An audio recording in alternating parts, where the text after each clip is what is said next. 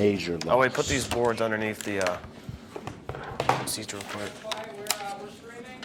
Stream works. We're not.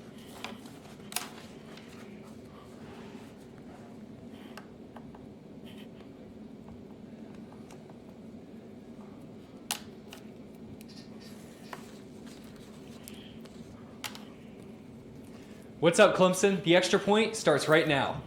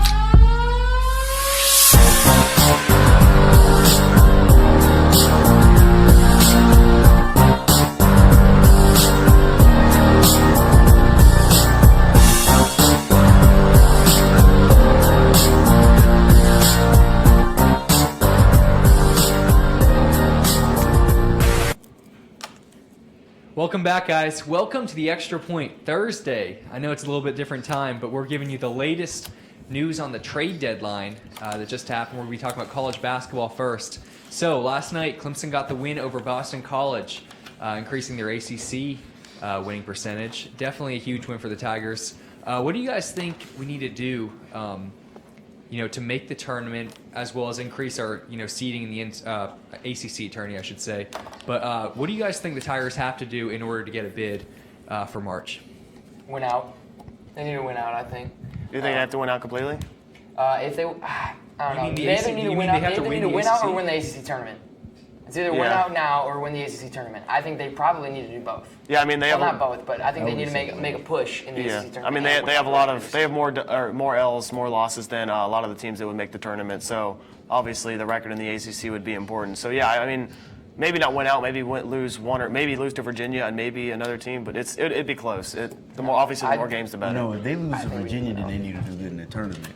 But I think it's best for them to win out and just do decent enough, have a deep run in the tournament, and then in the ACC tournament, and then that should be enough to possibly get in. Yeah, fingers crossed though. I agree with everything basically y'all said. Either win out. If they do lose to Virginia, make a good run in the ACC tournament. Win about 3 games in the ACC tournament. I think that would be enough. I don't think they're gonna make it though. You know what they are? No. I'm gonna stay optimistic. I think they will. I think the rest of their games will help with their ACC seeding too. So they're definitely gonna have to win the games that they're supposed to. Yeah, if there was any upsets, like obviously if there's any upsets, they won't make it then probably. So we're about a month away, of course, from the Final Four, so a little bit early for this, but we're deep enough in the season where you guys get a pretty good perspective on how these teams play. I want to hear your early Final Four predictions right now, and then maybe who you think will win it all. Who wants to start this? I don't care. All right, I guess I'll start this off. I'm gonna go with Virginia, Kansas, Oklahoma, and Maryland. I got to go with Virginia because they have one of the best defenses in the country. They have some good veterans out there. I think they could definitely make a strong push to the Final Four. Kansas, kind of the same thing. Well, they have a veteran, Perry Ellis. He's pretty good. They got Seldom in the backcourt. They're a really good team. They haven't lost at home in. I don't know, there was some crazy streak, like Bill Self was like 230 and like 9 or something at home. It's crazy. And then Oklahoma, Buddy Hield, I think when he gets hot, he can be explosive. He could be super good. I think he can. He always is. I mean, there's games where he's not, like yesterday, he didn't have a spectacular game. That could happen, but I think he has a pretty good upside. He can carry a team to the Final Four. And then Maryland, Melo Trimble, he's one of the best guards in the entire College Basketball Association, so I think he could also help them go to the Final Four. So those are my picks. So it's just say them again, just so I can kind of just. Okay, Virginia, Kansas, Oklahoma, and Maryland. Okay. Well, you want to go next, or do you want me to go? I'm saying Villanova. I know they're number 1 right now, and it's probably not going to likely stay number 1. But I think at the end, I think they will come out. They've won 8 of 9, and have beaten the last 3 top 25 teams that they face. So I mean, that's outstanding. That shows that Villanova is not only beating teams that they should beat, but they're beating teams that are supposed to be challenges to them, and teams that they're more likely going to see in the tournament later on down the road. Now, obviously, March Madness, anything happens, but I still think that bodes well for Villanova, winning their last 3 against top 25, and then obviously 8 of their last 9. Second pick is Virginia. I know they lost to Duke, but I just thought that was kind of a crappy game, especially towards the end. I mean, it's clearly a travel by. It is a travel. Virginia should have won, but then again, Virginia's had their fair share of lucky wins. Banking 3 to win the game. Yeah. 3-4 weeks ago. But I think Virginia's a very good veteran team led by Brogdon. I think they're very well coached. They have a very tough schedule in the ACC. Obviously, they're going to go through the ACC tournament, so they're going to be playing good teams like Duke's, UNC. So that'll obviously be a test for them. But I think they're my number 2 team. I think Michigan State, I think they might win it all. I mean, Denzel Valentine is unreal. He's been there for 10, 15 years now. I don't remember how many years, but he's been there forever. The Spartans are 3rd in the nation in adjusted offense, and MSU leads the nation in assists and is 4th in rebounding. So, I mean, for being ranked 7th at 21-5, I think that's pretty incredible when they're leading in all these stats. So Michigan State's my 3rd pick. And then finally, I'm just going for a little sleeper pick here. I think Providence might get into where Chris Dunn is unreal. He's going to be one of the top 5 picks in this year's NBA draft. The dude can do it all. He went to the line 16 times in their win, who they just beat, Georgetown. I mean, I think that's incredible. Chris Dunn's awesome. I think Providence, and I'll tie Providence and Oklahoma. I think Providence or Oklahoma will get in there because Buddy Hield's equally as awesome. Yeah. Okay. So first I had Duke. No surprise to anyone up here. But I like how they play. They're going to get Emil Jefferson back, so they're going to be a little bit deeper. They only play 7 to 8 guys right now. But Grayson Allen, they played big last night against North Carolina. Yeah. Both played 40 minutes each. But Ingram, he's been amazing this season. Oh, he's been double in the last 5 games. Really? Yeah. What did he have, like 20 and 10 last night or something? Yeah, he's 20 and 10 last night. Good. And then I had Michigan State, Denzel Valentine. They're going to get Tum Tum Nairn back. They're guard. Tum. So that's going to help out ball handling wise. I had Villanova as well. Jalen Brunson, freshman guard. He's pretty good. And then I had Kentucky or Oklahoma. I couldn't decide. Not Kentucky. Between one of those teams, one of those 2 teams. But I like how Kentucky played against South Carolina. Kentucky might not even make the tournament. They're going to make the tournament. I mean, they might not. I think they will. They'll probably make the tournament, but they're severely underachieving this season. So definitely. They're not. I mean, they're not that good. They're not good though. No, they're not. They're not Kentucky. They're not. Good. They're not they're good compared they're to years past. Yeah, they're still a previous decent seasons. team. Yeah. I'll give them an F, just like I gave F to Alabama earlier in the season. I will give Kentucky an F for now because they're not playing to Kentucky standard. And Alabama ended up getting to the national championship. Right? And I adjusted my grade accordingly. I think I gave them with a B-. So does that mean Kentucky's going to win everything? Kentucky has a chance. They have a chance. But right now it's an F. All right, speaking of gradings, game we play frequently on the show. Yeah, let's just leave Willie. Hey. Oh, man. Just left him completely. You guys didn't go in order at all. No, we didn't. You just left him out to dry, man. We wanted to save the worst for last. All right, I just Willie. wanted to hear Zach's. This better be good because we came back for See, you. I'm gonna pick from each and every one of y'all's lists. So he's not even doing his own. He's just picking from everybody. He's picking the best out of God, us. we should just let Well, him I take it already away. I already had it like this. It just happens to be picking from each of their lists. I got North Carolina, Michigan State, Maryland, and Kansas. I think North Carolina, they were the preseason favorite. I think when we get back to when the tournament gets around, they're gonna start playing their potential. They're a deep squad. They got veterans on there, led by Marcus Page. And I really like that North Carolina squad. I know they lost to Duke, but like I said, when the tournament comes back around, I think they'll be ready to go. Michigan State. At home, what though, can we say about Denzel Valentine? Like you said, those stats with the been there forever. rebounding, the assist, yeah, oh yeah, and they're getting their point guard back. Yeah, I think they'll Tum Tum. I think they'll be ready to go. Maryland. Melo Trimble, Suleiman, Beast. Diamond Stone. Diamond Stone. Just got suspended. Yeah. Did he? 2 games. Yeah. He'll be there when the tournament something starts. That was stupid. a dumb play. Yeah, he mushed the player's head into the. Oh yeah, to the ground. that's That was right. just not smart. Stupid. Yeah, I think they'll make a deep run in the Those are your four? tournament. Or in Kansas? Kansas. Led by Perry Ellis. Perry Ellis. Frank Mason. Wayne Selden, and Devontae Graham. And Perry Ellis, Perry Ellis doesn't help. Perry Ellis on the side. who almost averages a double-double, God. 15 points, 7 rebounds, just saying. Guy's good. But I'm glad we came back for He's been Willie. there for like 30 years. Thank you. Yeah, I'm still trying to figure out how that order was logical. We went Matthew, Andy, Zach, We just went like. and then we went back to Willie, but it's all good. All right, so take out your whiteboards. We're playing the grading game. So I'm going to give you, we're going to be talking about trading, some of the trades that just happened, as well as some college basketball to start us off. So I want you guys to write down a letter grade. A, B, C, D, F, Andy. Or W. And let me know what you F guys for think. fantastic. Let me know what you guys think about these players or teams. We're going to start off, the script says Duke, but I want you guys to grade Grayson Allen, A, B, C, D, F, of right now, how you feel about how he's playing, or what you predict he's going to get in the NCAA tournament. That's interesting. Huh? Wait, so we can choose Grayson Allen how he's playing now or how he's going to do in the tournament? I think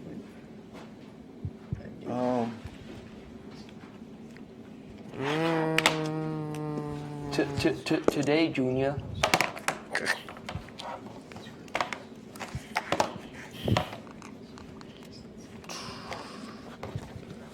All right, who's going to go first? I'll go first since I went last time. All right. Almost got completely skipped. What are you looking at my grading like I'm an idiot, and then you put just a grade above mine? He goes, I'm writing it down. He goes, and then he goes right above mine. All right, whatever. All right, what you got, Willie? I think we're ready, yeah. I got a C+. To me, a C+ is an average grade. I think A C is an average grade. C+ is an average. A C plus is above average. Slightly. Do you not know the A grading C+ average? The grading is an scale? average grade. Back me up here. C plus is above average. C minus is below average. You heard what I said? To me, a C+. To me, a C+ is an average grade. I think Grayson Allen is playing average to his standards. I think by the tournament, though, he's a guy that really shows up when the lights come on. So I think when the tournament comes around, we'll see him really step it up and get up to an A. So you say he's playing average? Yeah, I The think man he's just playing. had 23 points last night. Played I 40 said average minutes. to his standards. Okay. We're talking about right now. We're not just talking about Yeah, not one game. That is right Tell me now. the game log for the last 5 games. All right, he had 20 something. Well, while what you're do you have, talking, Zach? What do you have? Yeah, show him to you. I had a B+. I think he's playing really Is that good. average to you?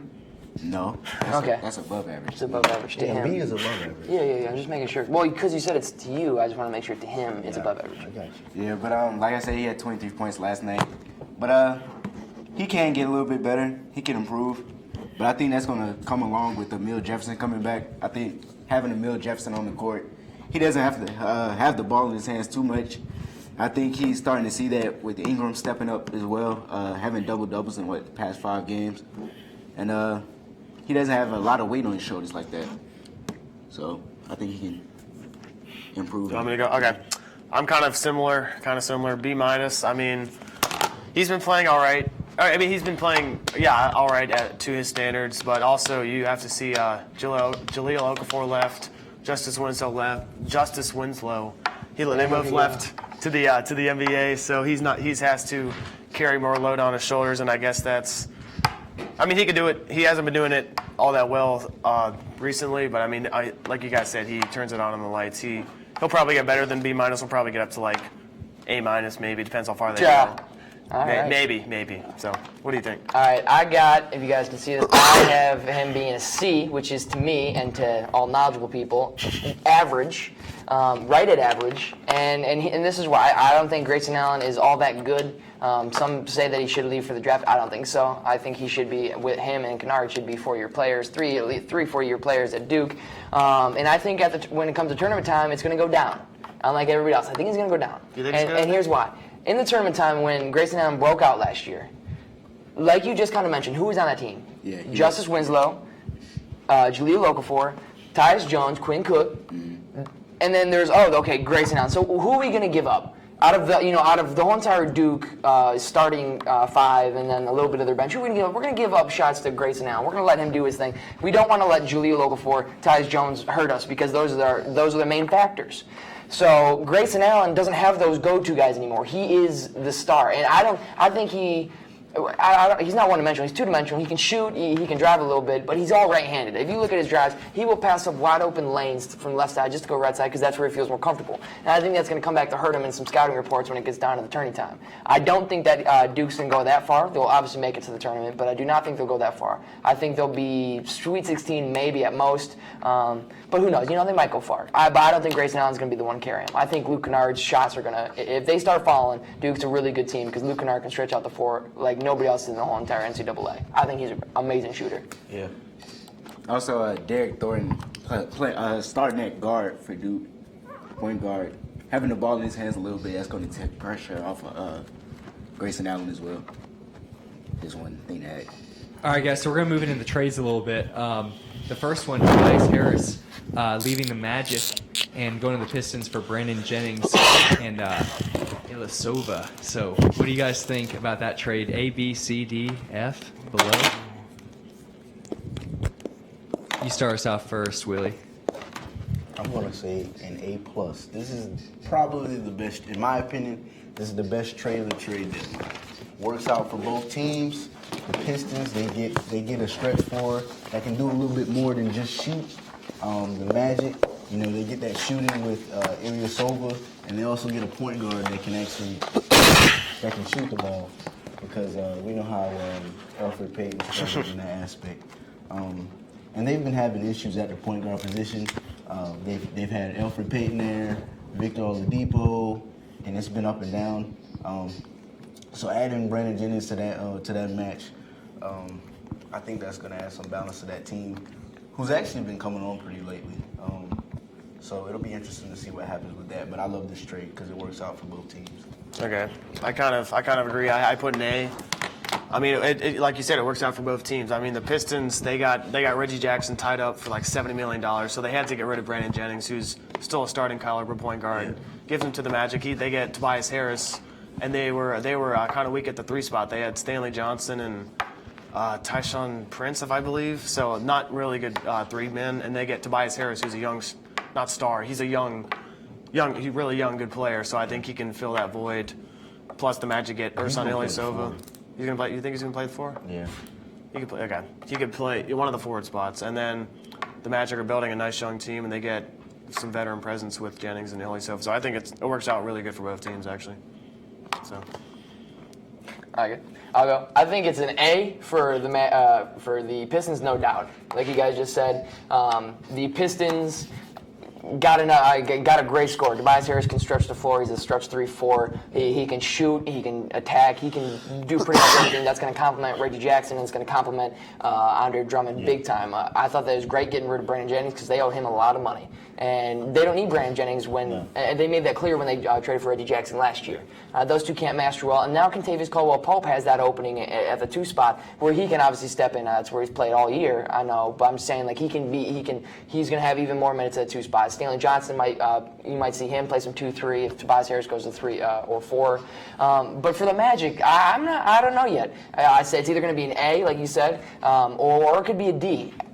Elfrid Payton, I mean, they put high stock in Elfrid Payton by drafting him, 7th, I think, 2 years ago. But the thing that scares me is now that they targeted Brandon Jennings, are they going to use him for and also Victor Oladipo? They used a high draft pick for him. Are they giving up on those guys already? Victor Oladipo's been in the league for what now? This is his third year, and Elfrid Payton's been in the league for 2 years. I think Brandon Jennings maybe either A. If it wants to be an A+ or an A rating, I think Brandon Jennings is going to be mentor to both of those guys, and hopefully we can see some improved play coming out of both those guys. Or it's going to be a D if Brandon Jennings doesn't mesh well. He doesn't want to be on a losing team. I don't know. I really don't know Brandon Jennings all that well from like a media standpoint. But I think it's either going to be a really good trade for the Magic or really bad because not only are they wasting 2 high draft picks in the past 3 years, but they're also taking on a lot of salary in Brandon Jennings. Yeah, I can see that. I gave him a B. Mainly in part because I don't understand why they traded for Brandon Jennings with Payton and Oladipo already there.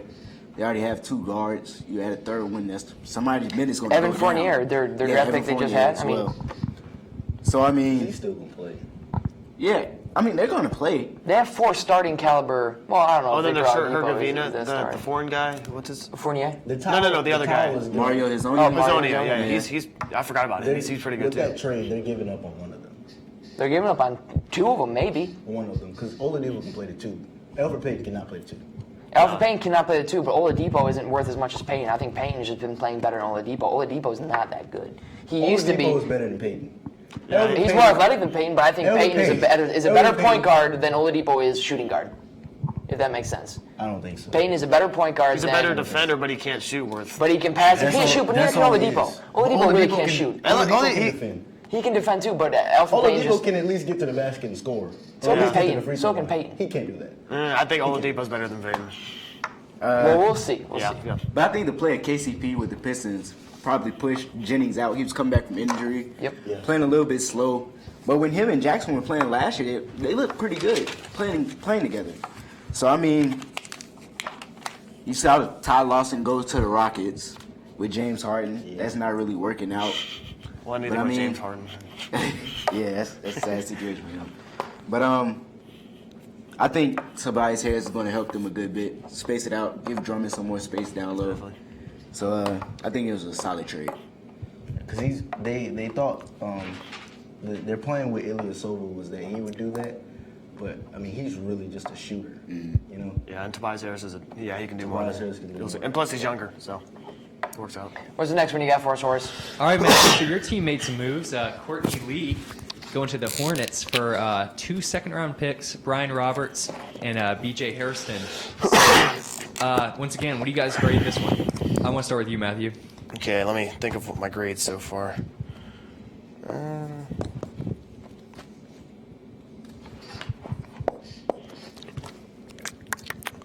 All right, I'll give the Hornets. I think they're kind of small. B plus. I'm gonna give the Grizzlies an A minus. I mean, just like the Pistons trade, it worked out pretty well for both teams. Hornets, they get Courtney Lee and a veteran. They can put Batum back at the 3 because he's been playing the 2 the entire year, which is he's been playing well, but it's not his natural position. So he goes back to the 3. Courtney Lee steps up at the 2. Then we have a nice starting 5 of Kemba, Lee, Batum, Jefferson, and probably Kaminsky or Zeller. So and then on the Grizzlies side, they're probably, I don't know. It seems like they're in a semi-rebuilding mode because Gasol's out with a broken foot. They're going to get steamrolled probably by anybody in the Western Conference. They're not that good. They still can't shoot. So they might as well get some. They got 2 second-round draft picks out of it. So, I mean, I think – plus they traded Stevenson.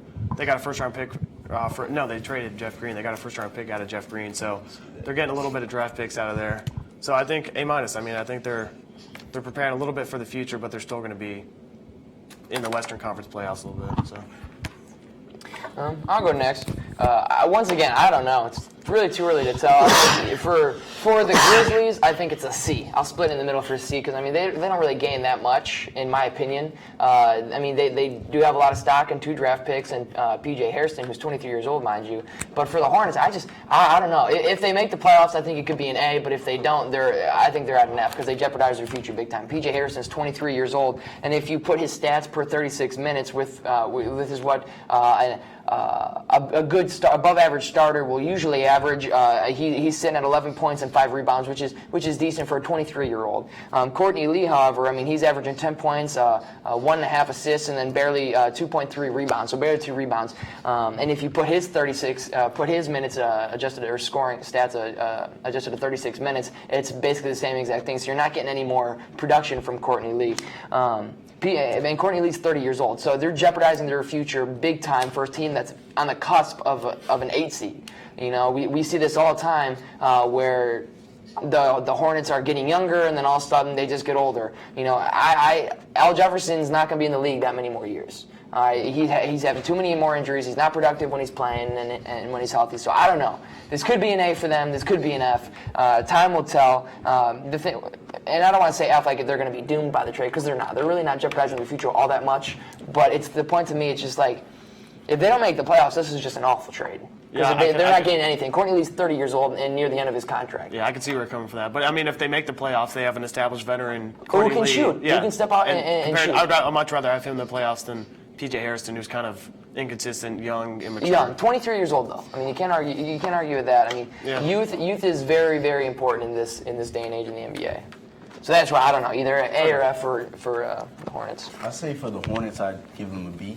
Now I love the 36 minutes stat, but I don't think it's really applicable in this case because you got to look at what Courtney Lee's role was on the Grizzlies. He was just a 3-and-D guy. His job was to come in there, hit threes, and play good defense. And P.J. Hairston, he's not really that good of a defensive player, and he's really hit or miss. He is very hit or miss. Very.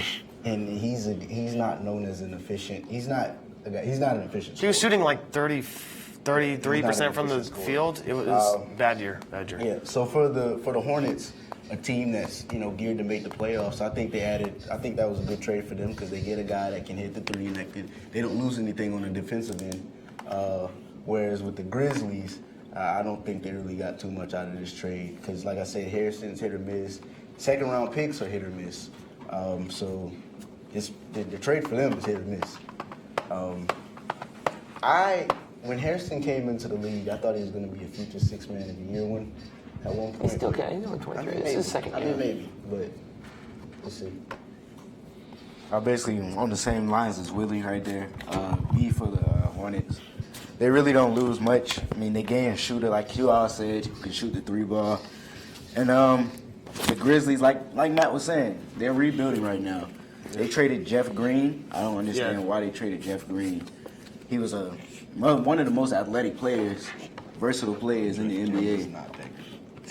He's not that good. No, Jeff Green's not. He used to be. I thought he was going to be better than what he I think I think he still got it. I I think he's going to contribute to the Clippers. But I just don't see how this trade helps the Grizzlies. So I gave him a C. So Horace? All right, so this next trade, the Thunder gives up Steve Novak, another two second-round picks, along with Augustine, all for Randy Foye from the Nuggets. So they're trading a lot to get him. What do you guys think about that? Is anybody ready? You ready? Not yet. I'll give both a C. This trade it's not really an eye-opener. I think Randy Foye is going to come in and basically do the same thing that DJ Augustine did for them. And Steve Novak. You think so? Yeah. Going to the Nuggets. The Nuggets aren't even going to make the playoffs, so it's whatever. They're just adding contracts that they can get rid of at the end of the year.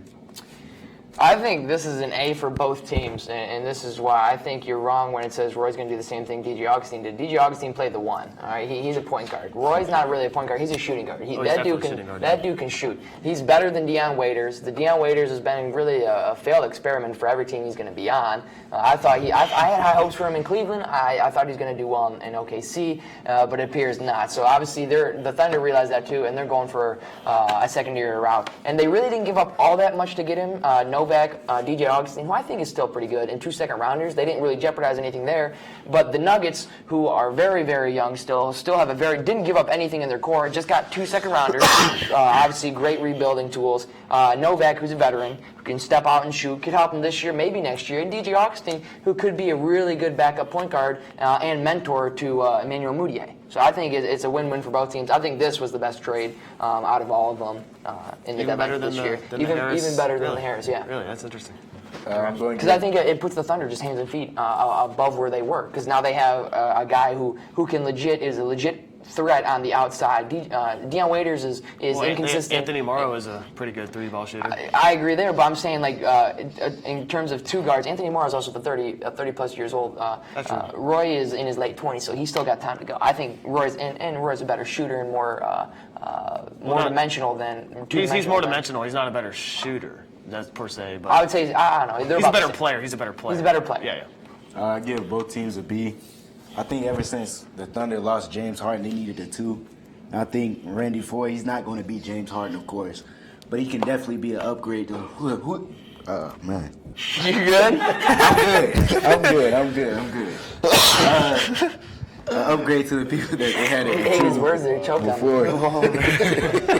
Oh man, another win. Another one. Finish it. Let's go. But yeah, I think he's gonna be an upgrade. Lamb didn't really work out. They traded him. Waiters, like you always talking about, not up and down, inconsistent. So I think Ford is gonna be solid at the 2. And then, like you said, Augustine being a mentor to Emmanuel Mudiay, I think that's going to be huge in his progression as a point guard. Yeah, I agree mostly. I gave the Nuggets a B and the Thunder a B-. The Nuggets, they're not on any kind of playoff push. They're trying to rebuild. They got a really young team. So I think getting 2 second-round picks for Randy Foye, who's probably, I don't know if he even wanted to be there because they're not going to go anywhere. So I think that was a pretty good trade for the Nuggets. And then the Thunder, like we all kind of agreed on, they got a better shooting guard than what they had before, trying to replace James Harden. So I think, it works out pretty well for both teams. Horace? All right, so I guess time will be the telling factor to see how those trades all turn out. But other news in the league, Chris Bosh is on his 2nd year in his 5-year mega million contract, $118 million. But he's got some blood clots going on right now. How do you guys think that's going to affect the Heat, both in the remainder of the regular season, possibly in the postseason? What do you guys think about the whole situation? Personally, I just think the whole situation, to start off first, I'm sorry, Matthew, it's just kind of sad. Chris Bosh was awesome in Toronto. Kind of knew his role, took a back seat when the big 3 came to Miami, and now is really stepping back up to being a superstar in Miami after LeBron left. And to see him now, 2nd straight year with blood clots, very serious, obviously. It's very sad. Especially to see a guy with him, and I think that hurts the Heat big time. Dwayne Wade's old; he's not very healthy. Dragic is always seems to be hurt in some time. So time will tell there. But Chris Bosh losing that, a guy who can stretch the floor, probably one of the best stretch big men in the whole entire league, is very, very, very, very scary for the Heat. Yeah, I agree. It's just a sad situation. Like you said, he was doing really well this year, and then blood clots got him again. Hopefully, he's not out for the entire season. He's not going to play this Friday, I think, but they just have to see what the tests are, what the results are. If he's out for the season, obviously, that'll be bad because Wade is old. Gordon, they weren't going to probably make it very far anyways with Bosh, so I don't even know that they probably wouldn't get out of the first round. Maybe luckily get out of the first round. So I doubt they make it without him. But yeah, like I was saying, it's just really sad, tapping to such a good guy like Chris Bosh. He's always having a fun time on the court, Yeah. I hated him when One of the best the guys, Brown was there. actually, Yeah. Always photo bombing and video bombing and all that stuff. He made the thing famous. Champagne, never forget the champagne. Champagne. I will never forget the champagne because I was so upset that year when they won. I was hoping LeBron was going to get a ring with Miami when he left Cleveland, but that's a whole other story. I'm sorry. Go on. What do you think? Yeah, just something tragic that happened. But definitely they're gonna feel his loss if he's out the whole season. But I think their guard play is definitely gonna have to increase. They got younger. They added Gerald Green this offseason. He's gonna have to step up and be huge coming off the bench. Justice Winslow, the draft pick they use, he's gonna have to step up now. So I think their bench players are definitely gonna have to play a huge role. I think that it'll be like a sort of a transition for them into like them starting to rebuild with that young core, with Justice Winslow and Whiteside, who I don't know if they're, if he's going to be there. He got so much talent though. He's got so much potential. Yeah, he's got a lot of talent. So much potential. They were shopping him at the deadline. Oh, I know. So, Willie, you mentioned you don't think the Heat are going to make the cut, to make the playoffs. What other bubble teams do you think, the borderline teams, who do you think is going to make that, get over the fence and make the playoffs, and who do you think is not going to make the cut? New York Knicks. They're going to get in the AC. Oh, my God. Please stop. Melo and Porzingis, they're going to do it. Knicks going to make the playoffs in the East. In the West, I think the Trailblazers are going to make it. They're currently in it already.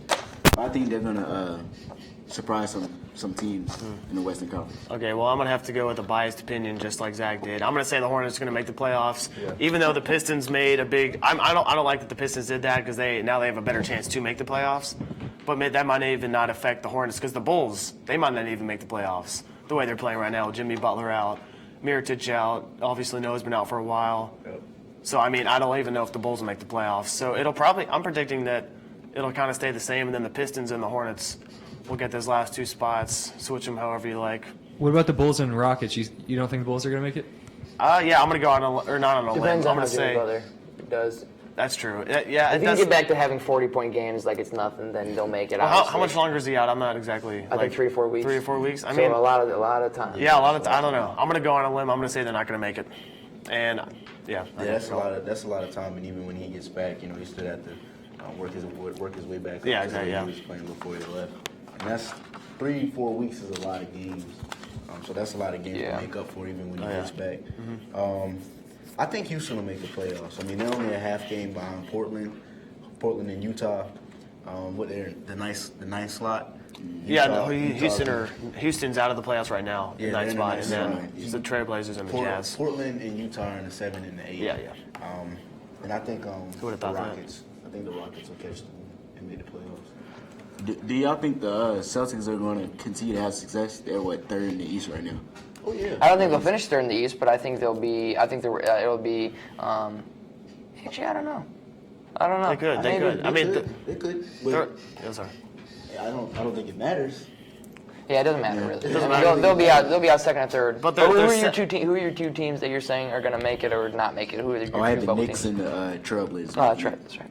Am I the only one to go then? Yeah, I don't think you've gone yet. Well, I'm going to say for the West, I think the Jazz will hold on, and they're tied for 7th along with the Trailblazers. The Jazz went 19-10 after the All-Star break last year, so hopefully they can continue that little trend of being good after the All-Star break because that's going to be big time for the Jazz if they want to hold on, obviously. I think so. That's my bubble team who I think is going to make it. My bubble team who I think is going to make it, who's not in the bubble right now, well, on the bubble but not in the playoff picture, is the Washington Wizards. They open up the new games here with back-to-back triple doubles or triple games to go because they're making up some snowed out games in January. But they just traded for a Morris brother who is and Morris brothers are pretty much the same to me. They can play 3, they can play 4, they can even play 5 sometimes, but you won't see that much. But they can average 15, 16 points. They can shoot. They can get around 8 to 9 rebounds. They can go off any given night. But I think that was a big-time addition for the Washington Wizards. However, it did come up at the expense with a first-round pick. I'm surprised they got a first-round pick for the Suns. I am too, but they gave up Blair and Humphreys. Yeah, Blair and Humphreys. Who are nobodies. I mean, Humphreys is only a somebody because he was boning Kim Kardashian a while ago. Yeah. All right, guys, we're going to end it on that note. Don't forget to follow Tigervision on Twitter at Tigervision. Look us up on Facebook, Tigervision. Also, Tigervision. I'm sorry, I was gone. Clemson plays this Saturday, NC State at 3 o'clock, and we'll be back next week, our normal time on Wednesday, 8:30. See you guys then.